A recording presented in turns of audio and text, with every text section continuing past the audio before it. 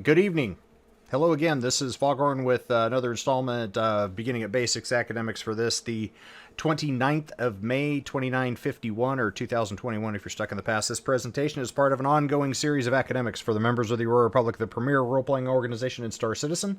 If you are new to the Aurora Republic or visiting for the first time, let me start by saying welcome. We're glad to have you with us and would love to hear from you if you're interested in hearing more from us. We are a lawful good organization focused on roleplay, exploration, and social interaction, and are currently active in recruiting on Spectrum and Gilded. We are going to go over tonight. And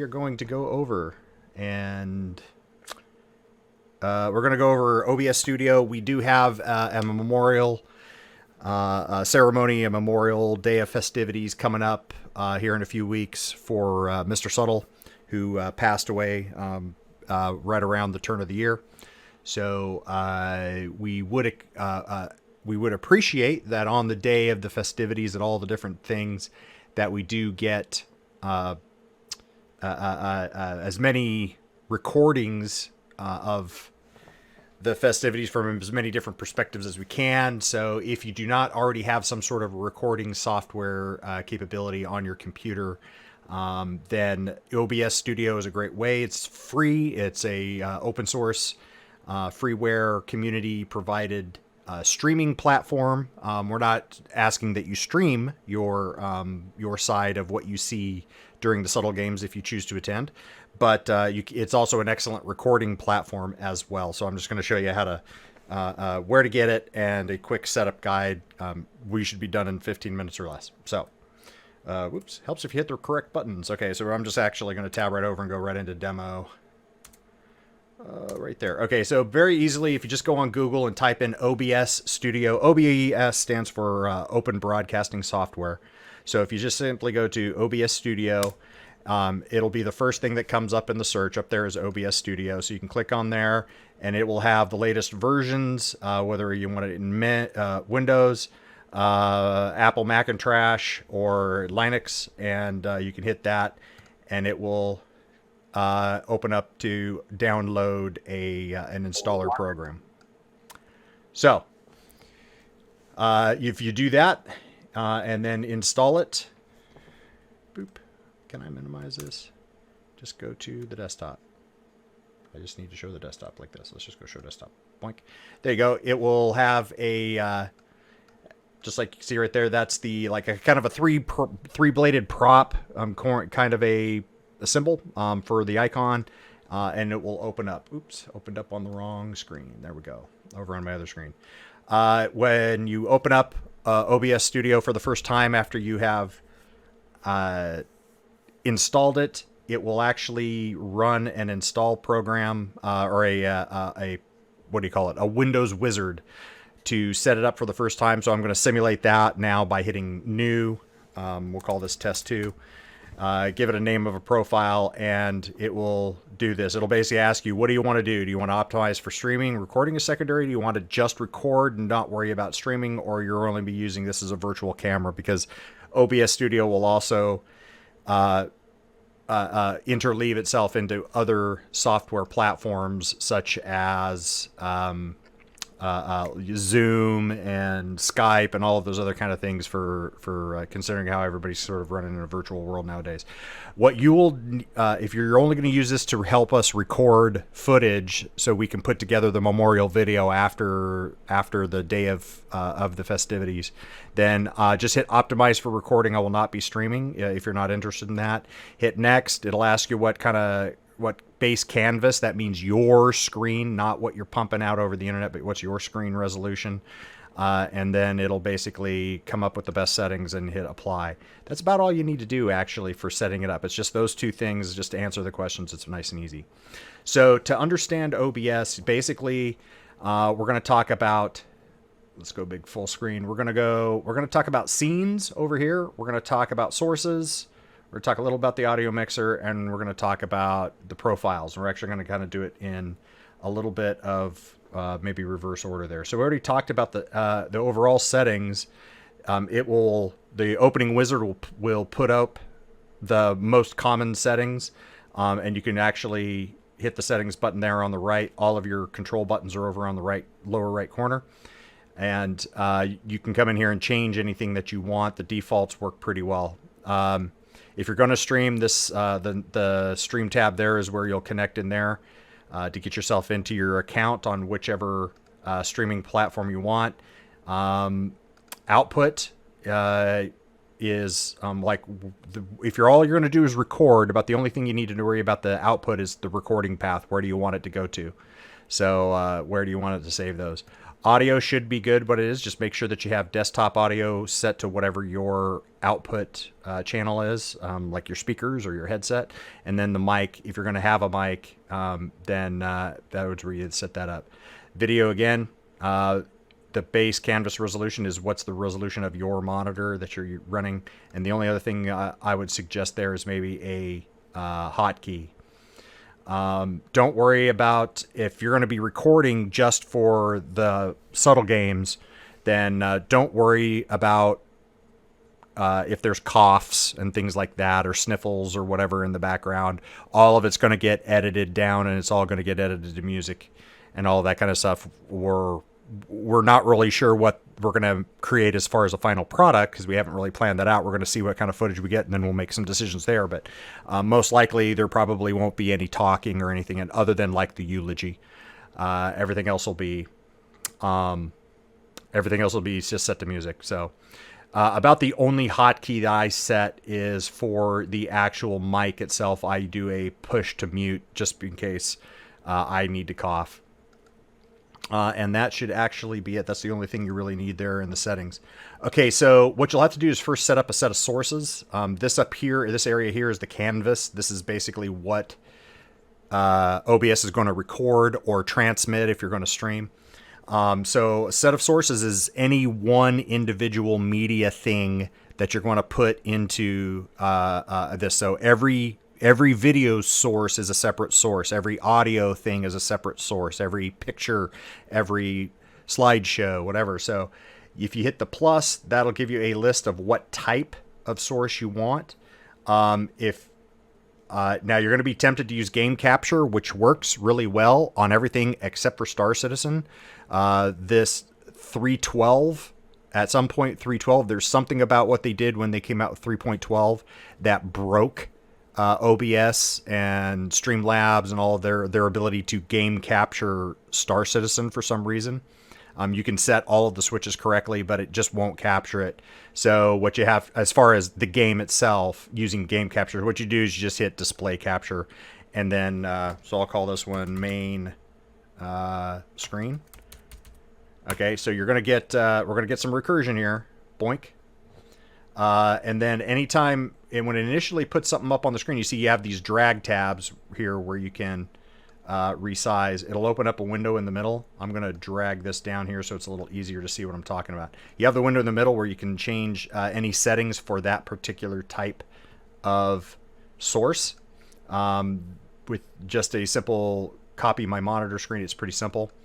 You can hit right click and it'll open up a contextual menu. One of the most useful ones is to go down here to transform, and about halfway down you'll see, or 3/4 of the way down, you see fit to screen, and that will resize that to fit that your canvas here. Let me do this. Let me throw something up on the other screen. I'll go full screen there like that. Okay, and so I will add another scene here, and I will do another display capture, and I will call this second screen like that, and I will change that to my second screen. Boink.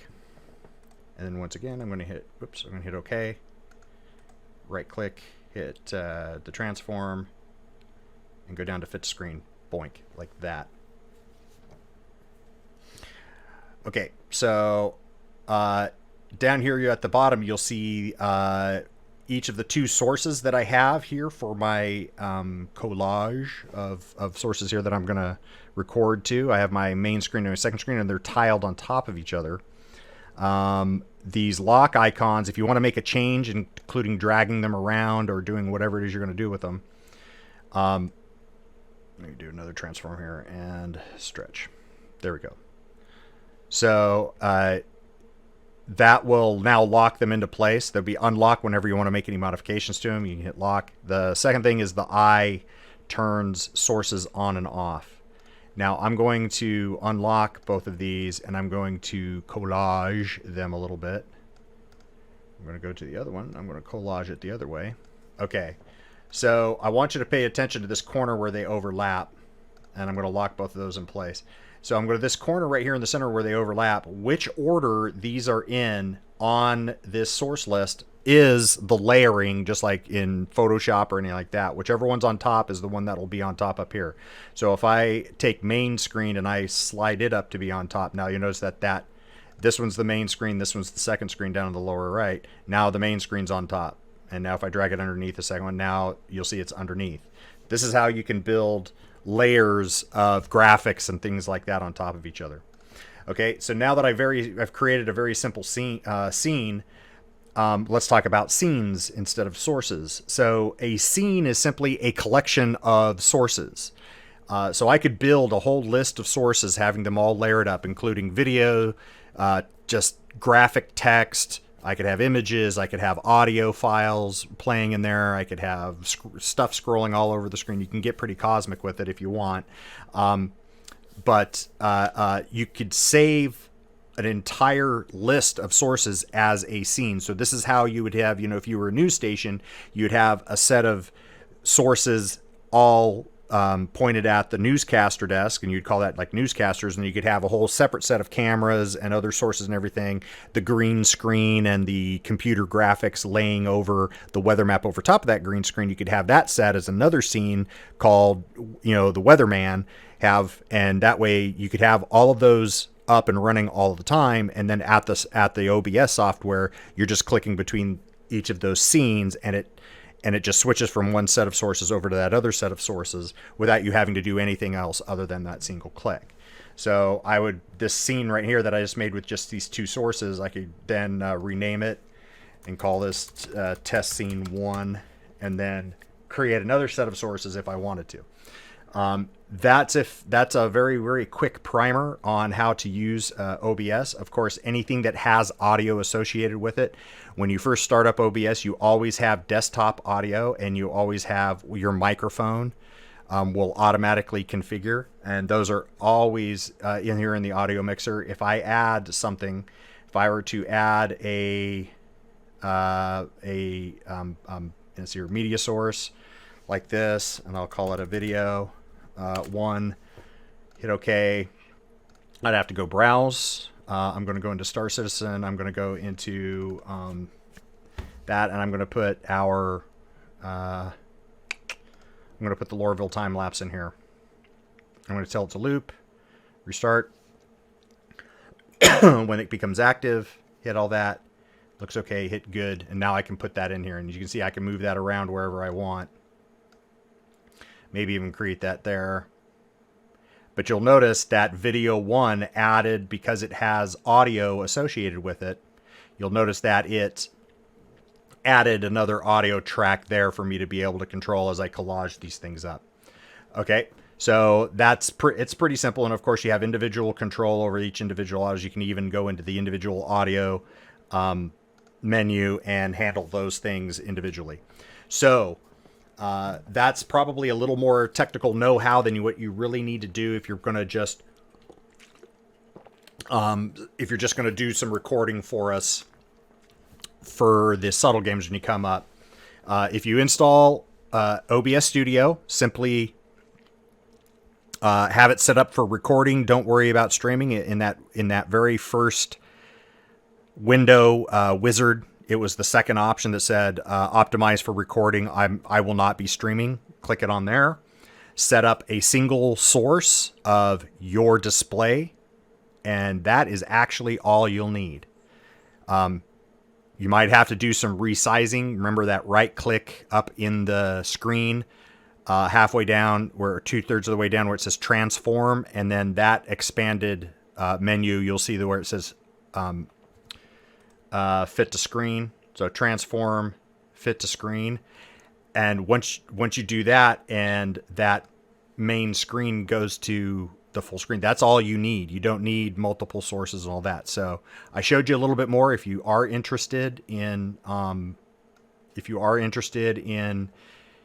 maybe streaming in the future or all that, but if all you want to do is record, all you need is to install, set it for recording, not streaming, set one source being your display, just display capture for the display that you're going to be playing Star Citizen on. And if you want to make things easier, then maybe set a hotkey like F7. I don't think is used anywhere in Star Citizen. So make F7 your start recording, stop recording key if you want to do it that way. Or you can always just, if you have two screens, you could have this over on a second screen, and that's the way you could turn it on to record and turn it off when you're recording. And you'll be able to get us the file. Just remember where it saved it to when you set it up. Well, thank you very much. This wraps up this installment of Academics of Foghorn. I hope you found it interesting and helpful. If you have any questions I didn't answer, please feel free to contact me via email, Gilded, Spectrum, or the comment section below. If you're watching this on YouTube later, I'll answer to the best of my ability and as quickly as I see it. Member or visitors alike, please hit those follows and subscribe buttons as appropriate, and leave us a comment. We actually do read them all, and we do appreciate the feedback, and we're always striving to improve our content. You can find out more information at aurorarepublic.space, our wonderful bespoke website, and of course on Spectrum at robertspaceindustries.com/org/aurorarep. I'll see you next time. This is Foghorn signing off, wishing you a very pleasant remainder of your morning, afternoon, and or evening. Thank you very much for watching.